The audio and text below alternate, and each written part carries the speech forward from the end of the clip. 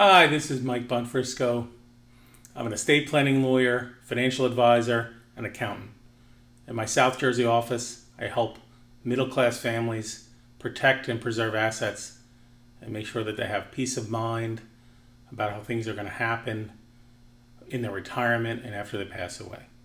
Today I'm going to be talking to you about something called a Medicaid Protection Trust.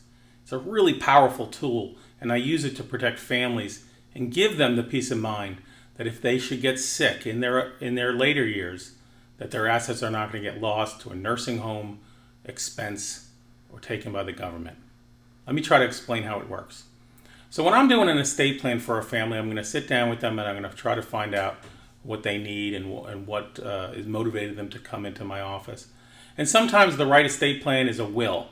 It's a written document that says what happens after they pass away. Other times we use this thing called a revocable living trust. And a revocable living trust is an awesome estate planning tool.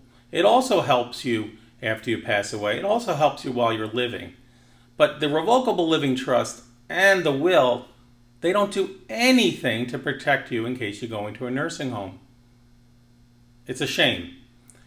In order to protect your assets in case you go into a nursing home, you need to follow some really critical steps. Now, there's three basic ways to pay for nursing home care and assisted living care or even in-home care.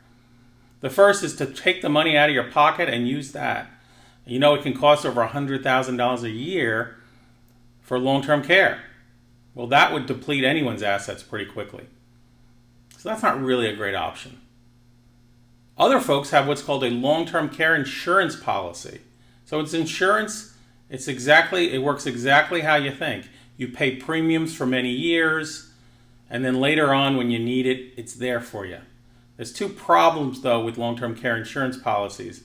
The first one is they're really expensive. They can cost many thousands of dollars a year, and you have to keep paying and paying and paying into it. Sometimes it just doesn't fit into the budget. Another problem with long-term care insurance is you might not qualify. If you're too old or if you've been sick in the past, the insurance company will deny you.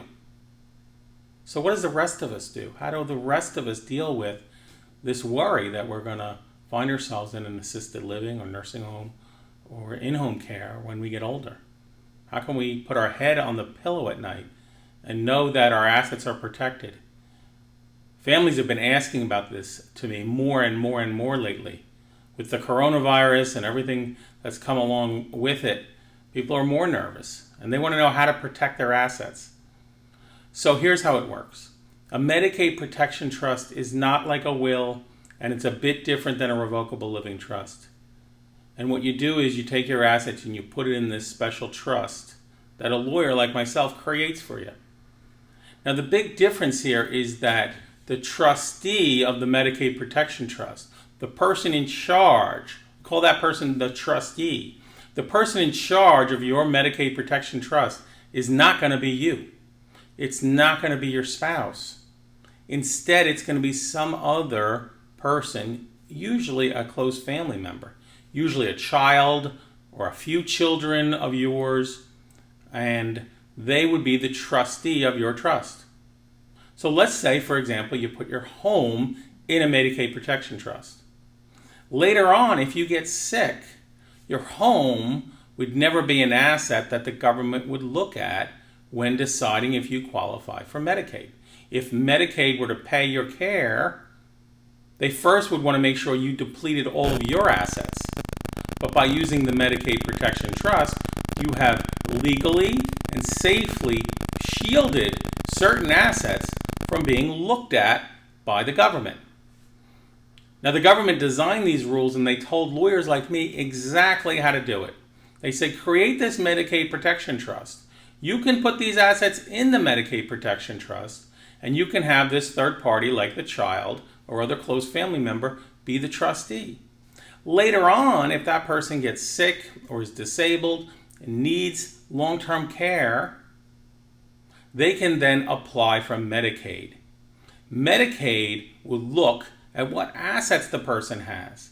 And none of the assets that we put into the Medicaid Protection Trust would be part of the equation. They wouldn't look at them. They wouldn't ask about them. It wouldn't matter. It's as if they didn't exist. Nevertheless, those assets still do exist. They're held by this trust that you've created.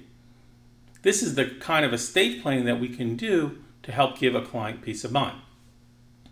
Now, with anything, there's always a trade-off. Okay, a Medicaid protection trust has a trade-off. And the main trade-off is that you're going to have your child or some other close family member be the trustee, and so you have to be comfortable with that. And the other trade-off is going to be that you're going to have to do this before you get sick. You can't do it a week or a month or a few months before you get sick. Your ideal situation is you create this trust, protect your assets long before you need it. 5 years is a term you might have heard, a 5-year look back. And so in a perfect world, we're going to protect our assets 5 years before we go into the nursing home. What if you only did it 3 years before you got sick? Would it still work? Well, the answer to that is yes. It works 100% when you get to the 5-year mark. But it still works if you're at the 3-year or 4-year mark before you get sick. That would be something I'd have to explain in an office meeting, but I want you to understand that while a Medicaid protection trust is not something you do at the last minute, it's not something to leave until you get sick. At the same time, if you don't quite make the 5 years, if you make 3 years or 4 years before you get sick, that Medicaid protection trust is still going to help you. It's still going to protect a lot of your assets. Okay, so let's review. Regular estate planning is wonderful. Wills and trusts are great tools to protect assets. But a Medicaid protection trust is one of the only ways that I know to make sure you're going to have the peace of mind in case you get sick, to know that your assets are shielded from the nursing home. What kind of assets can go in the trust? Well, your home can go in the trust. Your CDs, your money market accounts can go into the trust. Savings can go into the trust. Investment accounts can go into the trust. And some annuities can go into the trust. Now, what doesn't go into the trust? IRA type accounts don't go in there, and that's basically it. So IRAs would stay out of the trust, but pretty much everything else can go into the trust. Now, if this is something that you're interested in talking to me about, here's what we're going to do. We would set up a phone call, but before the phone call, my office would send you a short questionnaire, give me some basic information so we can have an educated conversation on the phone. As you know, if you know me, we don't charge for those conversations. And if it's something you want to take the next step, if you want my help creating, then we would talk about it in the phone call. I hope this information was helpful to you, and I look forward to talking to you if you have the need. Thanks. Bye.